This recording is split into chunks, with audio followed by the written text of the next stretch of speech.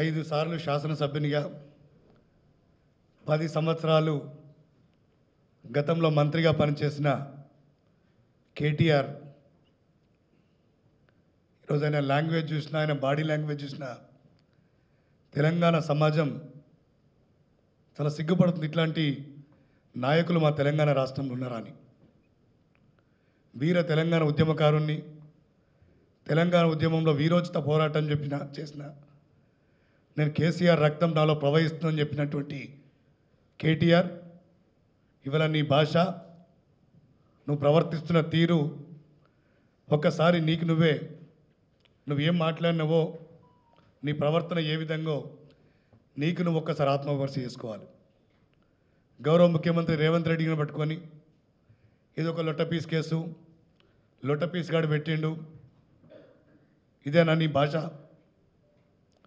నిజంగా నువ్వు తప్పు చేయకుంటే ఇవాళ హైకోర్టును ఆశ్రయించినవు, సుప్రీంకోర్టును ఆశ్రయించినవు, ఏ కోర్టులో కూడా నీకు ఊరట లభిస్తలేదంటే నువ్వు ప్రాథమికంగా తప్పు చేసినట్టే అని తేలింది. ఇంకా కూడా నీ భాషతోటి నేనేం తప్పు చేయలేదని నువ్వు భ్రమలు పడుతున్నావు. ఖచ్చితంగా నీకు కూడా తెలుసు నువ్వు తప్పు చేసినావని.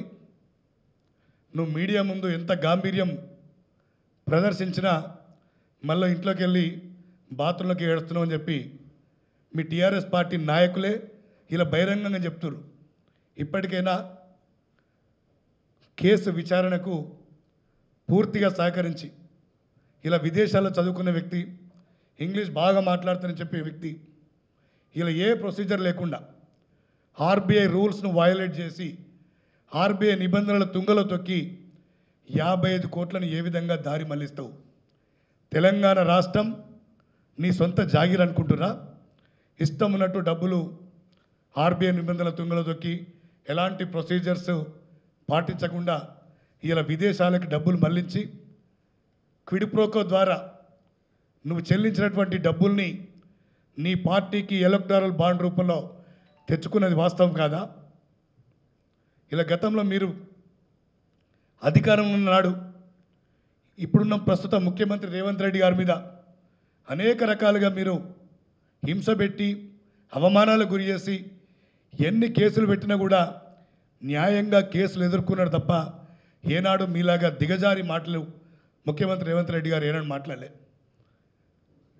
ఎంతో గౌరవంగా చంద్రశేఖరరావు గారు, కేసీఆర్ గారు అనే మాటలు తప్ప ఏనాడు కూడా దిగజారి మాట్లాడినటువంటి సందర్భం మా ముఖ్యమంత్రి రేవంత్ రెడ్డి గారికి లేదు. ఇలా తెలంగాణ రాష్ట్రాన్ని పూర్తిగా దోపిడీకి గురి చేశారు కాబట్టి మన జరిగిన శాసనసభ ఎన్నికల్లో మీకు ప్రతిపక్ష స్థానానికి పరిమితం చేసిండ్రు. 6 నెలలు తిరగకముందే మీరు ప్రతిపక్షాన్ని కూడా వనికిరారు, ఈ రాష్ట్రంలో అసలు మీకు స్థానమే లేదు అని చెప్పి పార్లమెంట్ ఎన్నికల్లో గుండు సున్నాకు తీసుకొచ్చినటువంటి ప్రజలు ఉన్నారు ఇక్కడ. అయినా కూడా మీకు సిగ్గొస్తలేదు. అయినా మీరటువంటి మీ భాష కానీ మీ ప్రవర్తన కానీ ఏం మారతలేదు. ఇంతకుముందే మీ చెల్లెలు కవిత గారు లిక్కర్ స్కామ్లో తిహార్ జైల్లో ఉండి తెలంగాణ రాష్ట్ర పరువును తీసిండ్రు. ఇలా నేను తెలంగాణ ప్రతిష్టను పెంచుతానని చెప్పి ఈ ఫార్ములా కార్ రేస్ తీసుకొచ్చి తెలంగాణ ప్రతిష్ట పెంచుతున్నామని మీరు అనుకుంటారు. కానీ తెలంగాణ ప్రజలకు అర్థమైందంటే ఇది మీ బీఆర్ఎస్ అకౌంట్, మీ బీఆర్ఎస్ బ్యాంక్ బ్యాలెన్స్ పెరిగింది తప్ప టీఆర్ఎస్ పార్టీ ఇక్కడ తెలంగాణ ప్రతిష్ట పెరగలేదు. ఇప్పటికైనా అర్థం చేసుకోండి.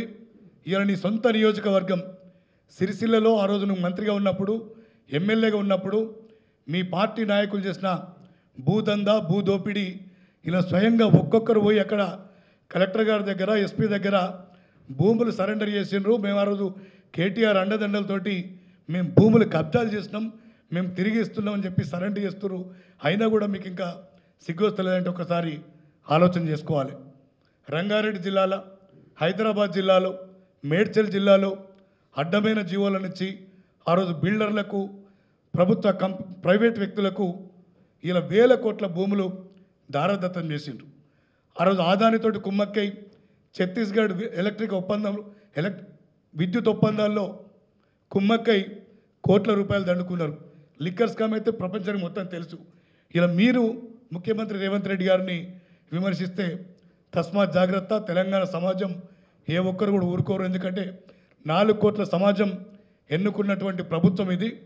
ఏదో దయాదాక్షిణ్యతోటి మీలాగా మోసం చేసి అధికారంలోకి వచ్చి రాలేదు.